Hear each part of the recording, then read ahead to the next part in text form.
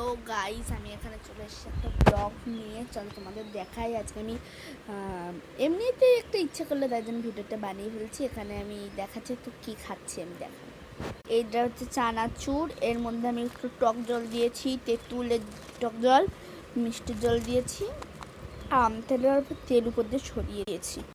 ওটা করার সময় ভিডিওটা করেছিলাম, বাট ওটা ওই ভিডিওটা কীভাবে যেন ডিলিট হয়ে গেছে। তোমরা এইভাবে মেখে দেখতে পারো। মানে ফার্স্টে একটা পেপারের মধ্যে চানাচুরটা নিয়ে ওর উপরে টক জল দিয়ে, মানে তেঁতুলের টক জল দিয়ে, তারপরে দিয়ে একটু মিষ্টি জল দিতে হবে, আর অল্প সস দিলে দিবা। আমি সস দিইনি, এখানে ইউজ করি। সস ছিল তাও দিলে ভালো লাগে না।